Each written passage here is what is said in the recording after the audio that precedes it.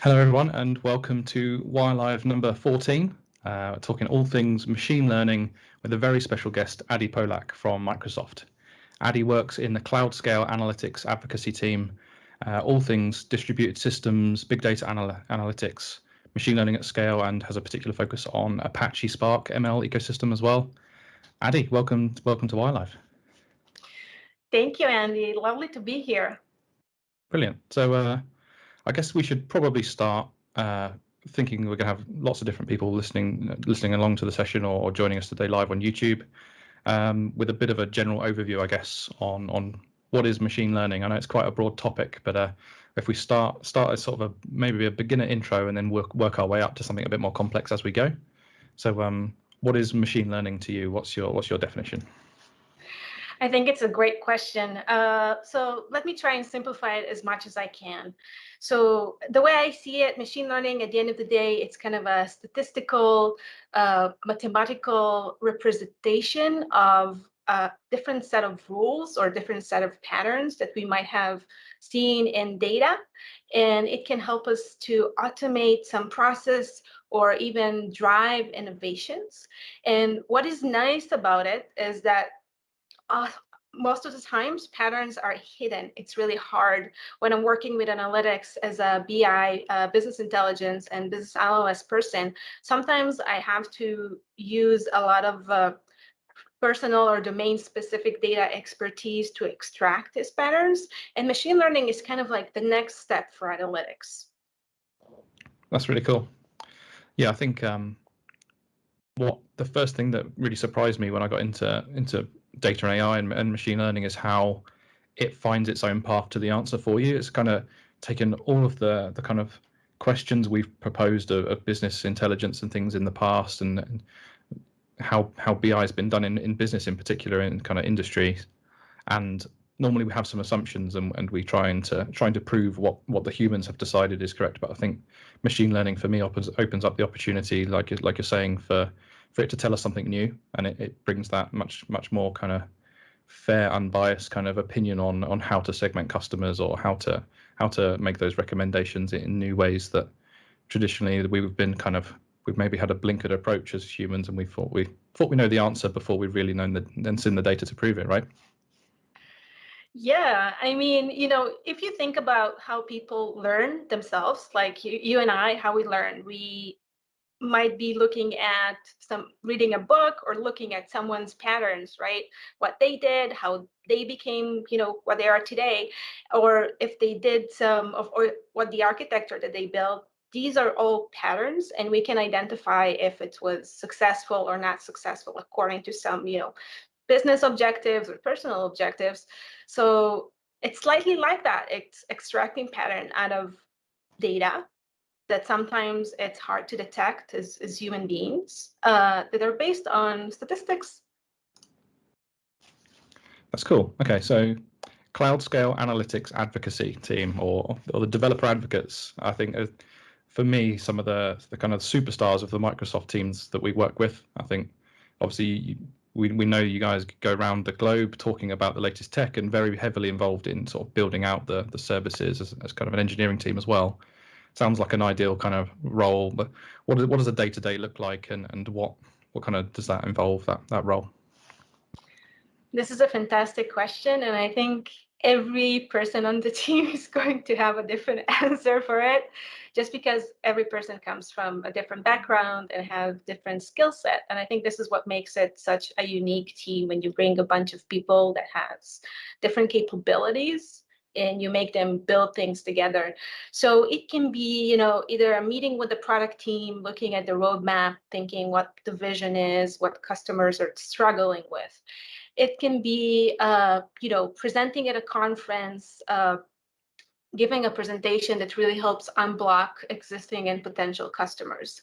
It can be a presentation that is more beginner intro to help more people onboard into the technology, or sometimes even into the field, because we're seeing, especially now with COVID-19, we've seen a lot of people that looking for new jobs and new career paths. And I personally am a big believer that tech is going to grow. So if, me as an advocate, I can help them learn about this technology so they can create a future for themselves.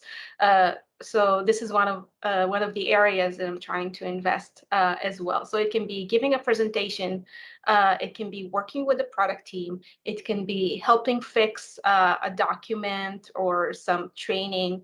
It can also be building tools, so building integration tools, so it will be easier for developers to integrate multiple open source technologies with the SaaS services that we have on the cloud.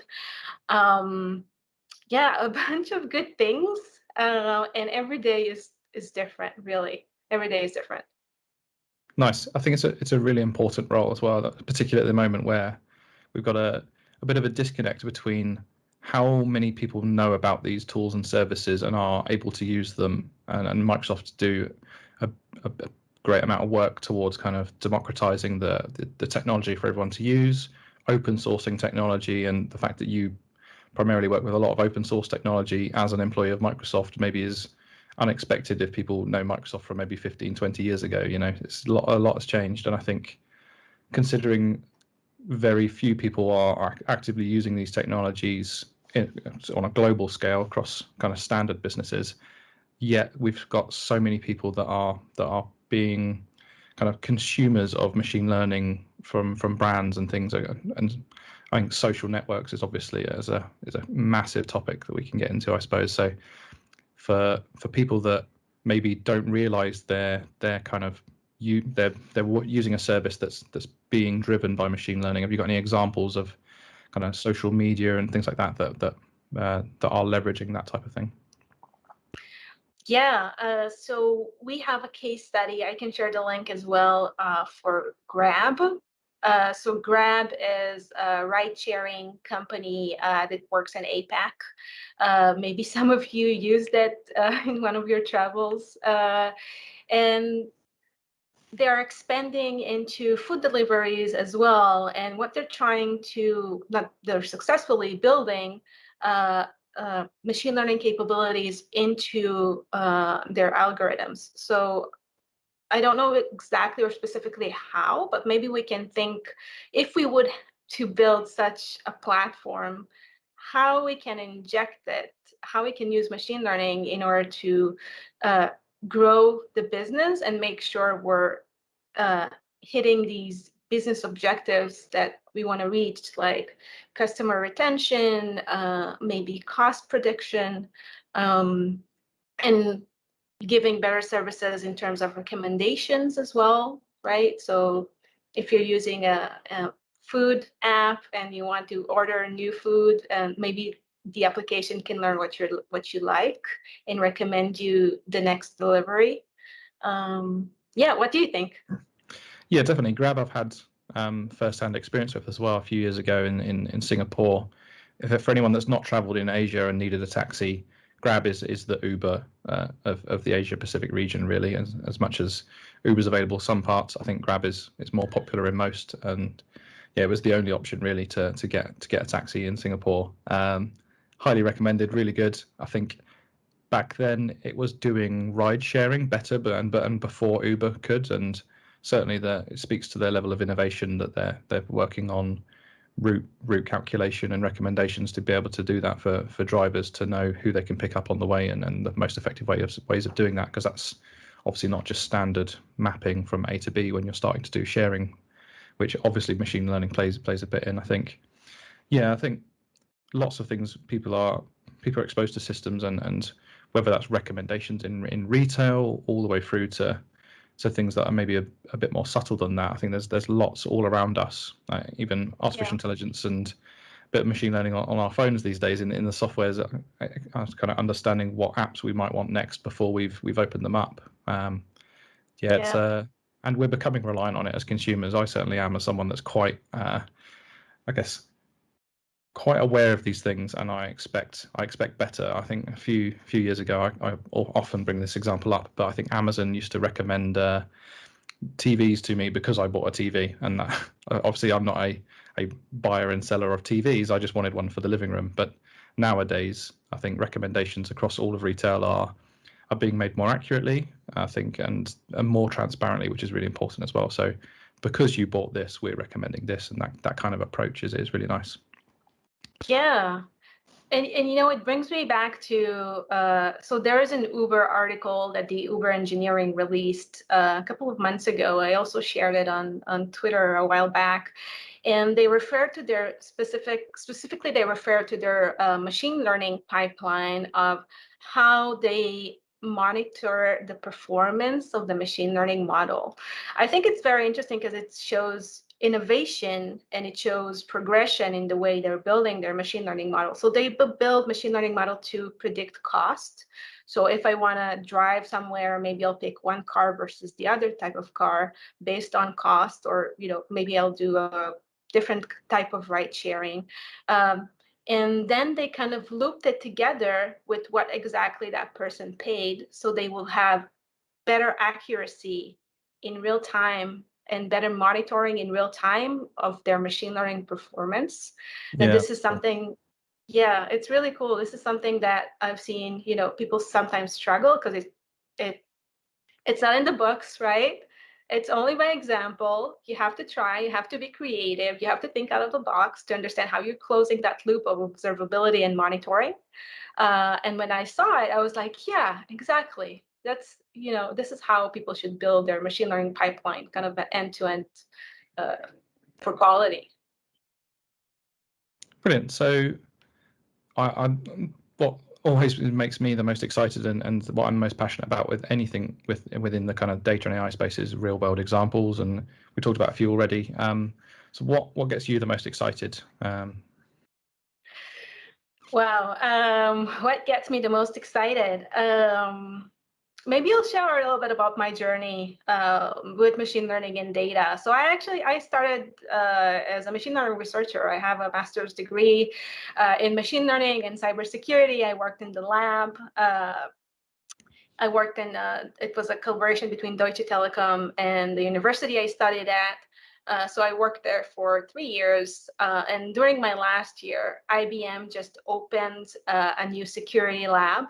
And I was kind of bored into into a new project because they liked my thesis.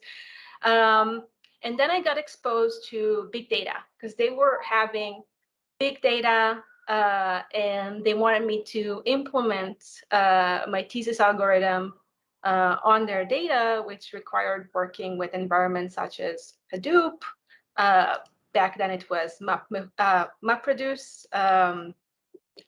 And I think that really showed me that the difference between doing a very capped research where I have full control of the data and how the data flows into my machine learning algorithm.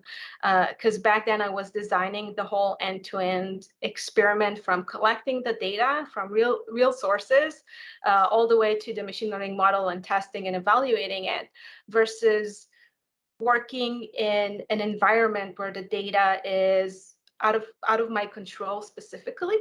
So it was a lot of back and forward with the DevOps team and a lot of back and forward with the, we didn't call it data engineers back then, but now we know it's data engineers, the backend engineers on what we can do.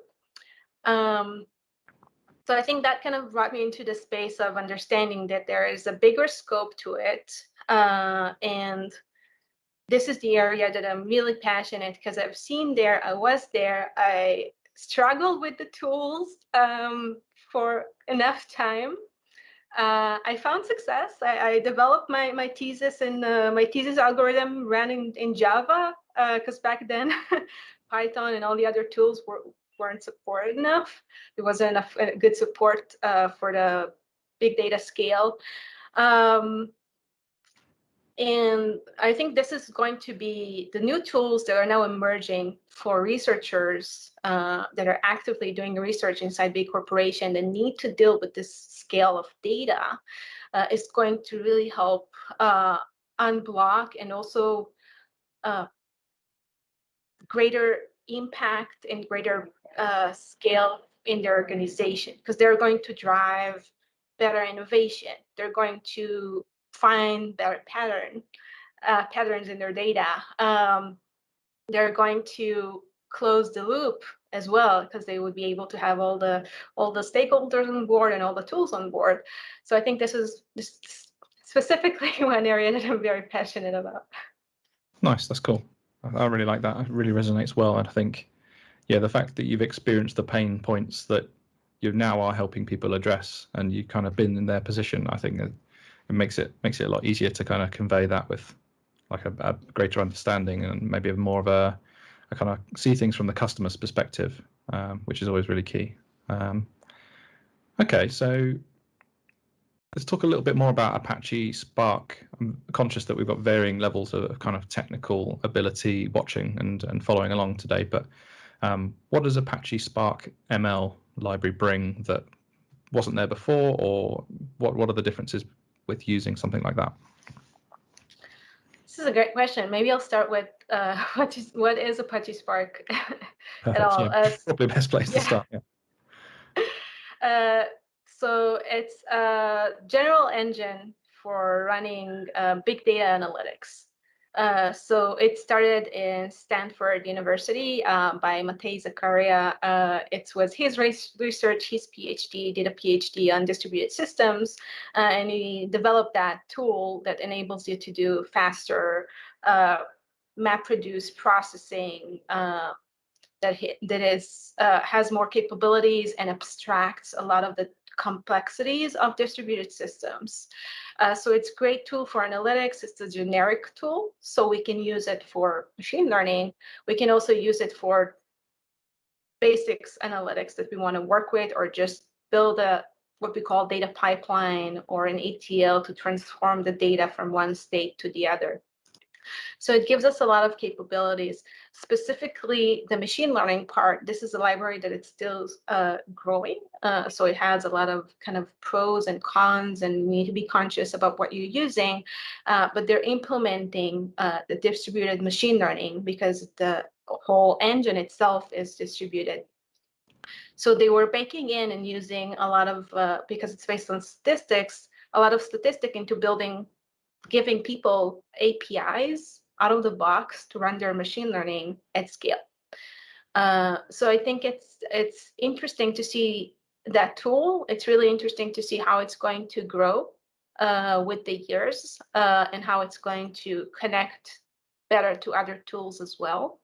For example, we've seen TensorFlow, right? So we have TensorFlow on Spark project tool for people that want to do TensorFlow Spark. We've seen TensorFrames, which is an API directly on Spark that the community created. And we're seeing it grow more and more into that kind of collaboration in between these two spaces. And the reason for it is because there is a need for deep learning technology as well. Some of the algorithms inside Apache Spark ML has, they are based on deep learning, but they're not covering everything yet. So this collaboration and this ecosystem that builds up gives more tools to data scientists and developers, and also make it a more cohesive conversation between the data engineers, that most of them today already work with tools such as Apache Spark, and the data scientists. So I think it's growing, and it's going to be a very interesting tool for data science to use. Brilliant. So for anyone that doesn't already appreciate it, Spark is completely open source as well. So it's not Microsoft's intellectual property that they're writing and selling as their own, but they are heavily involved in something that's completely open source, community built. And what Adi's talking about is that collaboration with that open source community, which is fantastic to see from my perspective. I've got a question. Yeah. So if you're following on live, do pop some questions in the chat and into the comments on YouTube. Annabelle has asked, what do you think the most promising thing about machine learning is? And its influence is already significant, but do you think it's likely to become more significant? This is a great question. So a couple of things. what the blockers that we've seen with machine learning. I think this is kind of the topic that we should address first. So what happened in the industry, at least from my opinion, and Andy, I know you're seeing a lot too, so you can share as well. A lot of companies seeing the hype around machine learning and what it can do for the business and how it can help drive innovation and drive business growth, right? So a lot of the executives said, hey, I need a new data scientist. So they start hiring data scientists, but they didn't provide them with the tools. The data science would come to the organization, sit in their chair, nice office, or working from home, and they would ask, where's my data? Where are my tools? How can I work? Am I going to run it on my laptop? Do I need to go somewhere and find data? How do I get started? And this is when we've seen it a little bit now going through a transformation in the essence of how we can prioritize this. How can companies prioritize this as organizations in order to drive that innovation? So we're not drifting away from machine learning. Machine learning is still the focus, and machine learning also helps with being data-driven because you can extract patterns, etc. But we're understanding, companies are now understanding that they need better tools, they need bigger teams, they need someone that executive that sponsor that process inside the organization, and B, finding the team that's going to build these pipelines. So you can think about like water flows and the pipes in order for the machine learning experts, practitioners, data scientists to do their job when building model. And also, like we talked about a little bit earlier, is closing the loop. So they will know what's happening in production with their machine learning. So if they need to deploy a new machine learning, they would have this process already automated. So the way I see it, some of the tools already exist. Some of the tools are a requirement, and I think kind of an opportunity for a lot of people who want to build those tools. But I think it's going to grow and it's going to be more heavily used. And Andy, maybe you can share, maybe even more heavily regulated. What do you think? Yeah, definitely. I think that's a really good point. So in terms of what's promising about the near future, I think is allowing businesses to catch up with the technology. So that there's so much advancement that's gone on in the last maybe 5-10 years, and businesses now need to maybe take a step back and sort out their data estate and sort out the culture of their business before they can actually just deploy HD Insight and start using Apache Spark. So I think, yeah, there's an element there of making sure the data is in a reliable enough position to start feeding it into something that's making recommendations for you or something like that.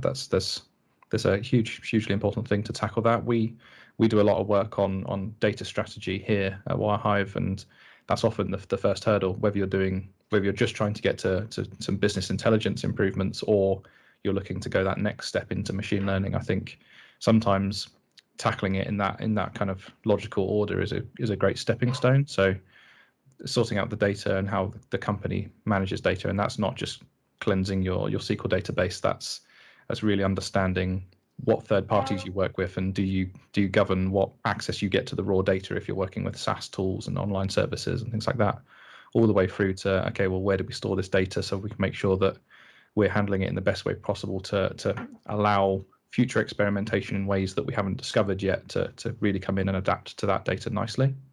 And then once it's there, it's doing the business intelligence. It's using human intelligence to kind of get insights from that data, and then start to pose questions of what if we just knew about this, or where understanding the value really. So I think where there's friction, where there's challenges for businesses, it's a huge opportunity to apply some tried and tested and very mature machine learning systems out there.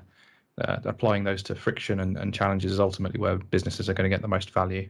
So from a business perspective, I think it's understanding that, yeah, you can have your sort of horizons kind of wide open with all these amazing tools, but it's understanding what you need to do and taking the steps to get yourself there is, for me, one of the most exciting things. I guess for some people they just want to get to the end, and it's maybe the boring part is sorting out the data. But I think it's like the foundations to the house. Nobody really shares pictures of their foundations. They share the pictures of the house being built or the extension that's been done, right? But the foundations are so important, and yeah, the doing it well really opens up huge opportunities. We don't know what services are going to be out there in 2 years' time, but if we do the data in the best way possible, we design that architecture for the data, so we've got a copy of all the raw data we've ever had.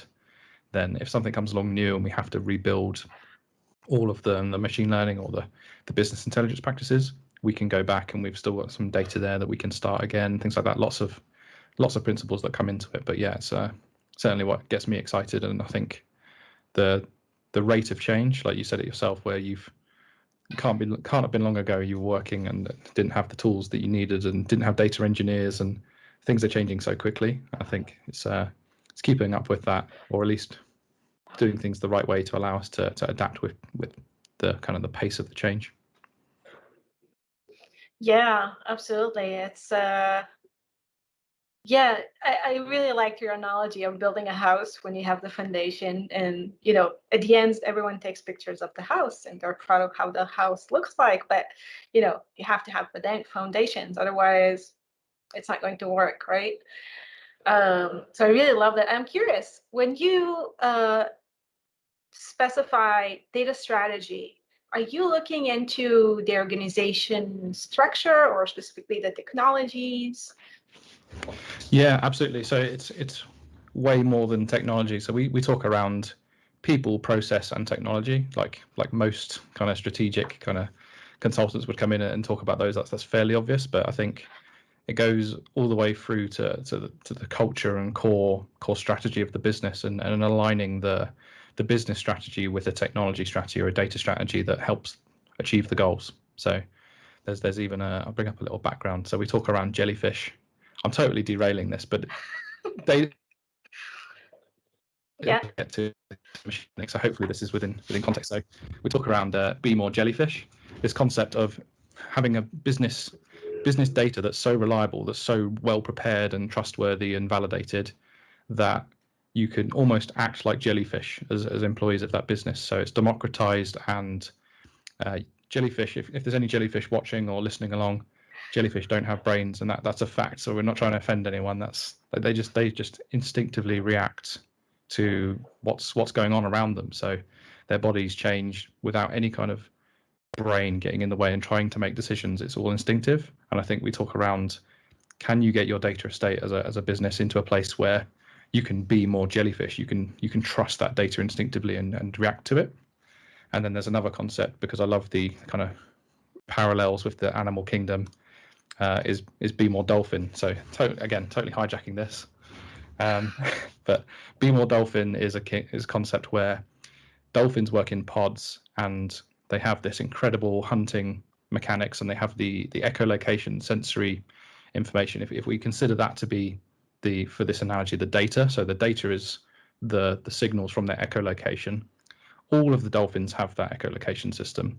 It's not there's one emperor dolphin and he or she has the tools and then tells people where to go and hunt.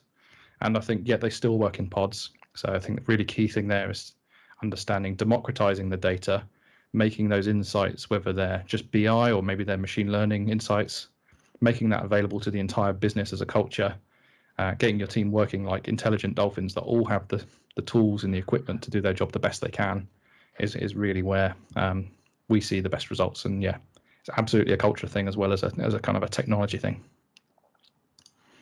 Cool. Yeah.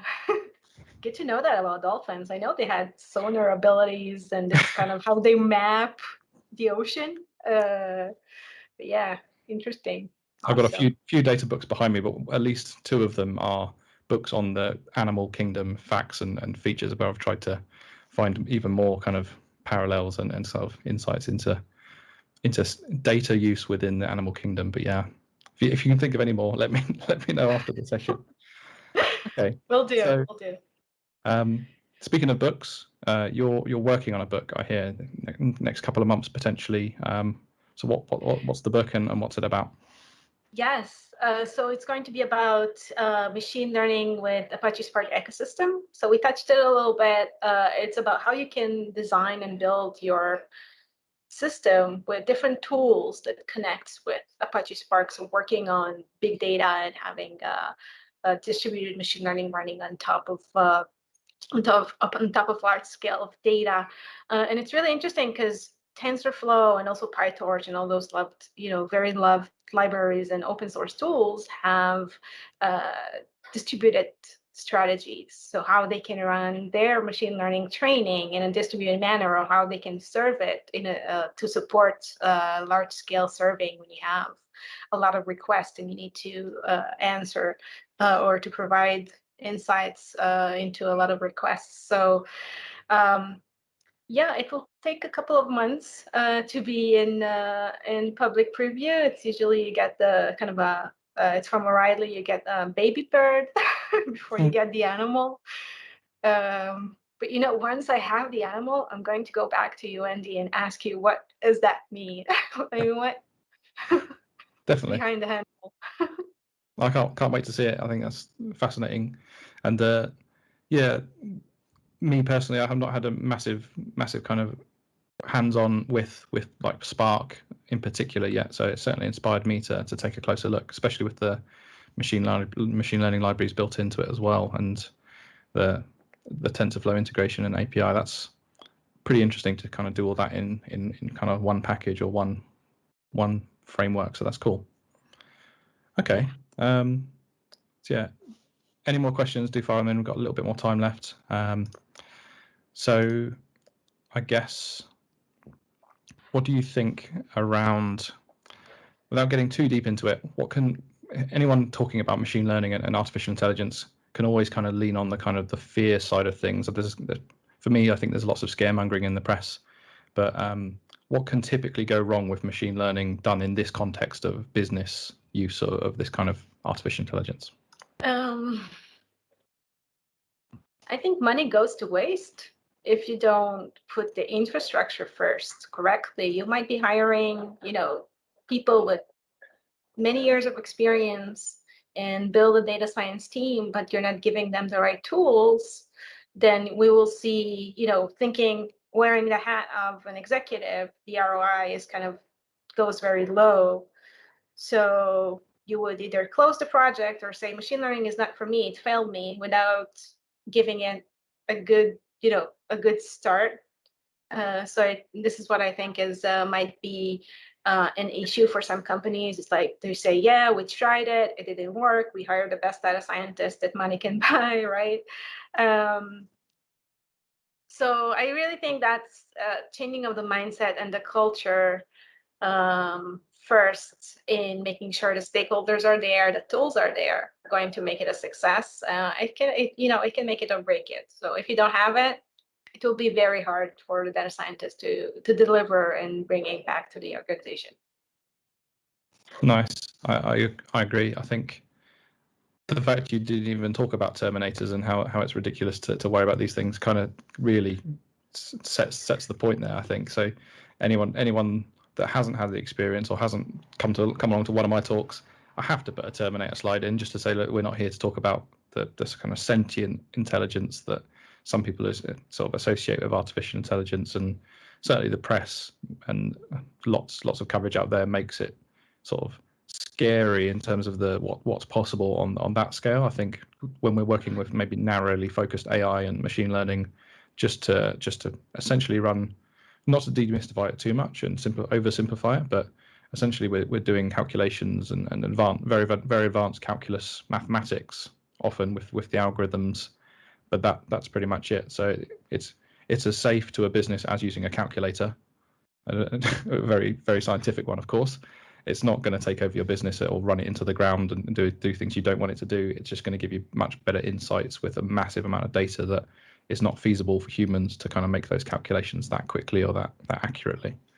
But yeah, often the worst to happen from a project like this is money has been wasted because it was maybe set up the incorrect way, it was discovered badly, or not done in a way that maybe understands that there's ultimate value there in investing in to get that value back.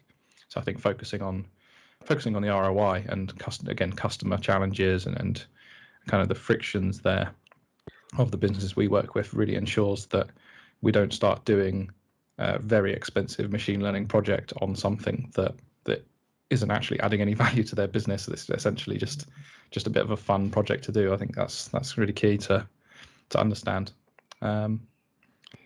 Okay, so thinking about the maybe the future of machine learning, I think we talked around that there's been a massive advancements, really quick growth, and adoption has to kind of catch up a little bit. But do you think the technology kind of has plateaued or is looking to plateau? Or are we still going to keep growing at the same rate despite how amazing it's got to at this stage? Is that slowing down, do you think, or where do you see the kind of future of machine learning?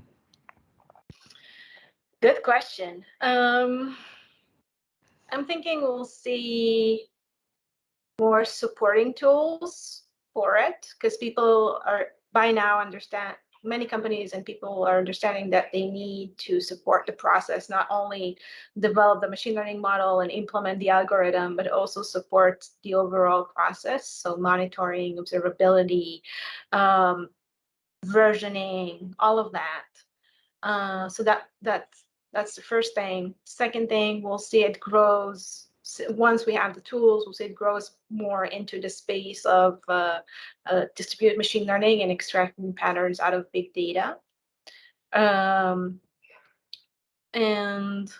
which was a challenge because there wasn't a lot of tools. Some of it was somewhat restricted. The data wasn't available, etc. And I think we will see a lot of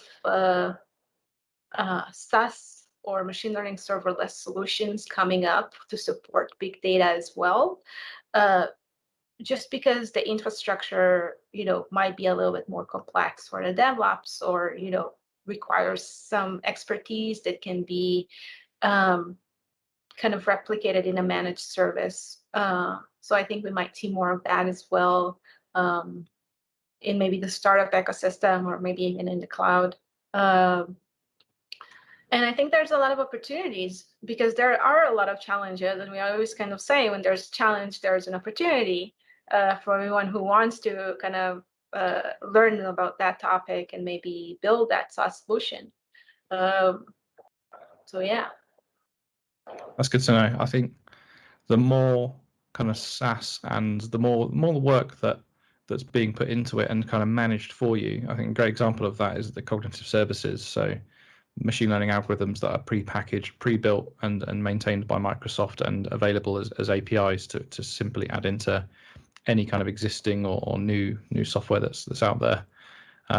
For me, they're some of the most exciting things to talk about with customers, because it really opens the eyes of the kind of amazing, life-changing, in some cases, experiences that you can add, and you don't even need to worry about the kind of the DevOps side or the machine learning maintenance yourself. But yeah, if we can simplify not even take it all the way to the cognitive services kind of serverless example, but there's some middle ground there, I think, which would be really nice if there can be some improvements to do that.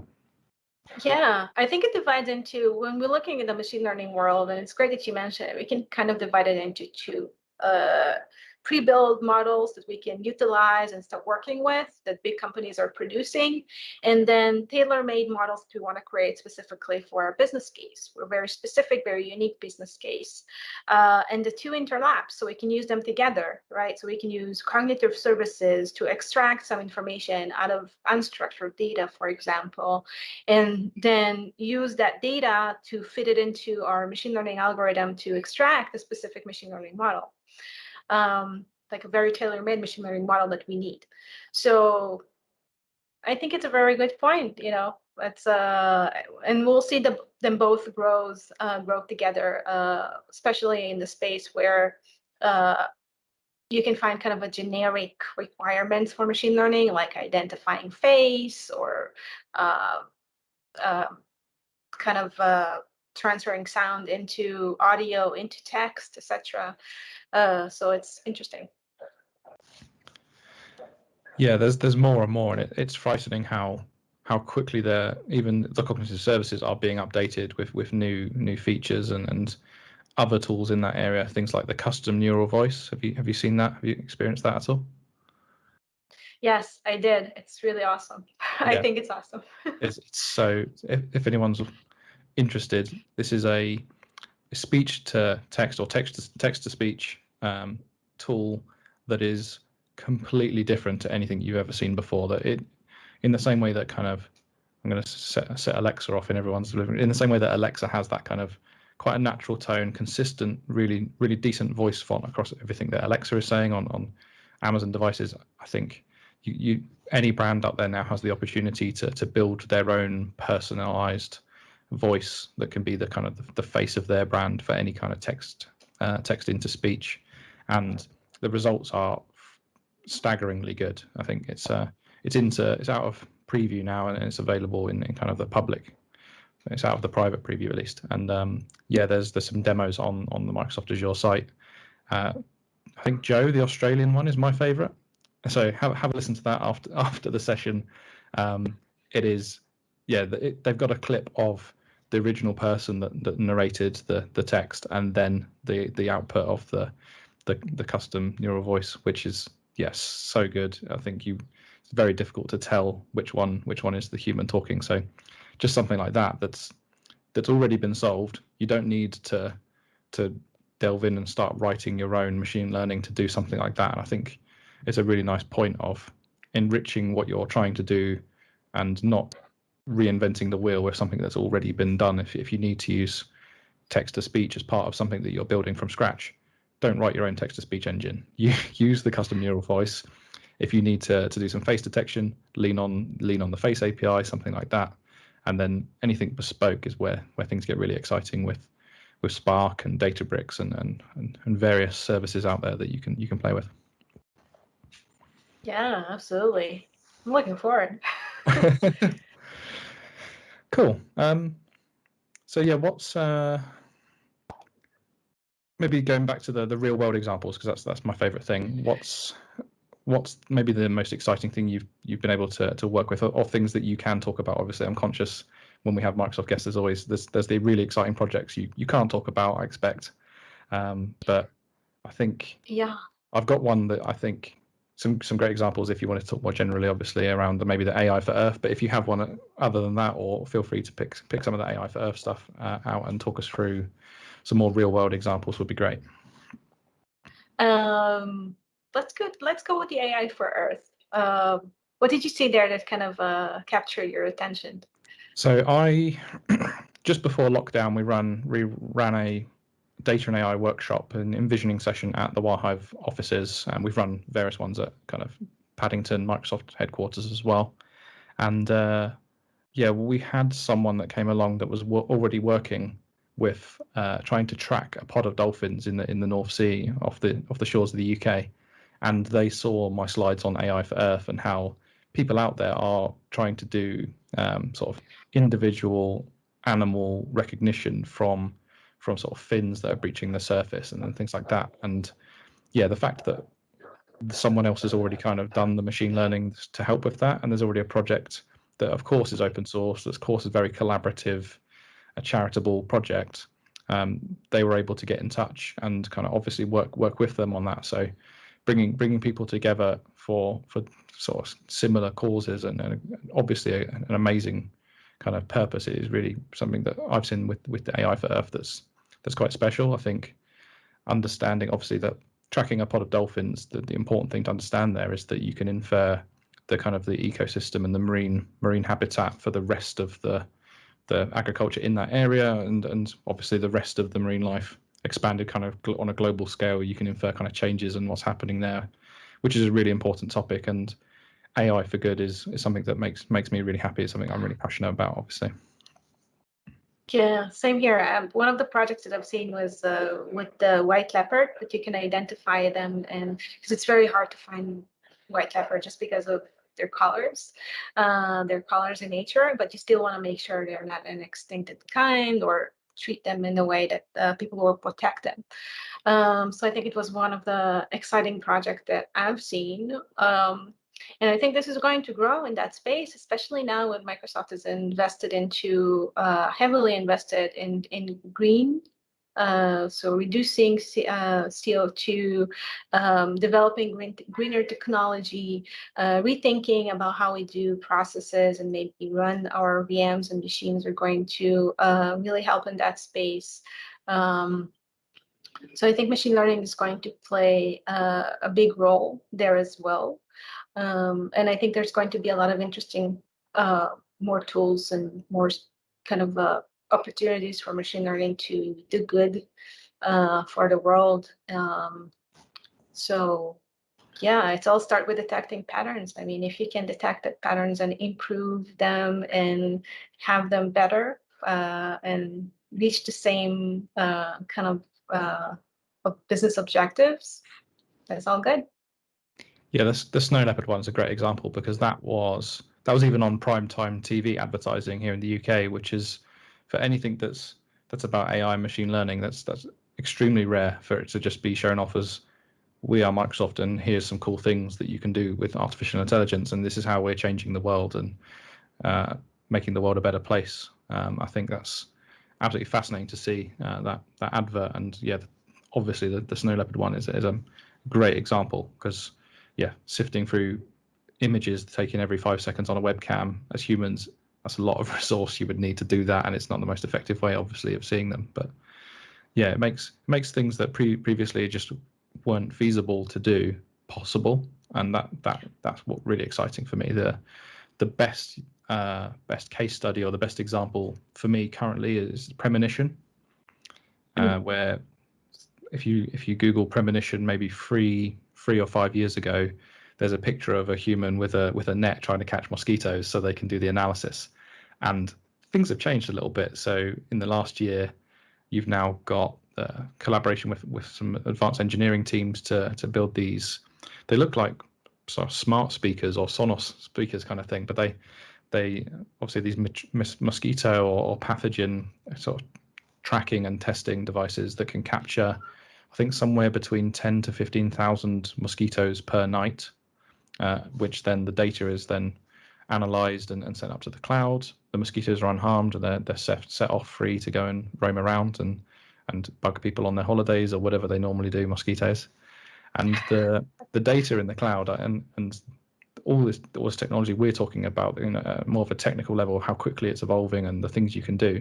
The real world, what that means is that these tens or 15,000 mosquito samples that per device around the world can be sampled and analyzed against something like 3 trillion different genomic sequences to identify animal DNA that's in the mosquito's blood that it's been extracting from its environment, which means, yeah, we can understand that mosquito took blood from a cow. That cow had a particular disease that is spreading in that species, and that potentially we can stop outbreaks and pandemics from happening once these types of services are rolled out globally, which I think is obviously very fitting at the moment. And yeah, had this coronavirus pandemic happened maybe a few years in the future, something like that might have been able to stop it or give us early warnings to stop things getting so bad across the world. So yeah, it's really interesting. I'll look into that project. Now it's now I'm curious to see what they're building and how it's evolved. So thank you for mentioning it. Yeah, it's fascinating and obviously very, very relevant at the moment. Yes, very much so. I think when the pandemic started, one of the things data scientists worked on in the community, everyone from every companies, they collaborated, created a place where research articles are shared and data is shared and kind of work together to find solutions. And I think this is a great power that we have as a community when we come together to do good. Very strong. Completely agree. What a fantastic kind of point to end it on. Again, my personal favorite part is the real world examples and how the technology kind of can completely change the world around us for good. So yeah, fantastic topic. Obviously very vague, being machine learning, but I think we've got some great real world examples in there. A bit of tech, bit of something for everyone really. Adi, thanks for joining us. You've been a fantastic guest, and no doubt we'll be checking out the book in a few months once that's ready. And yeah, stay in touch, and we'll no doubt have to share projects that we've been working on, and yeah, all that good stuff in the future. Yeah, absolutely. Thank you so much, Andy, for having me. It was a pleasure. And everyone that's watching, always feel free to connect for any technical question regarding machine learning and big data in that space. I'm trying to answer all the technical questions. So if you're blocked or need help, feel free to reach out. Brilliant. Is the best way to do that LinkedIn and Twitter, or? So Twitter, I'm mostly active on Twitter these days. If you send it on LinkedIn, it might take longer for me to respond, but I'll look into it as well. Brilliant. Perfect. Okay. Well, thanks for joining us, either live on YouTube or watching this back afterwards or listening in. It's been an absolutely brilliant session, and yeah, catch us in next time. I think the next one might be on AWS cost optimization with my colleague Rob Harding. So don't miss that one. It's going to be awesome. And yeah, see you all soon. Thanks. Bye.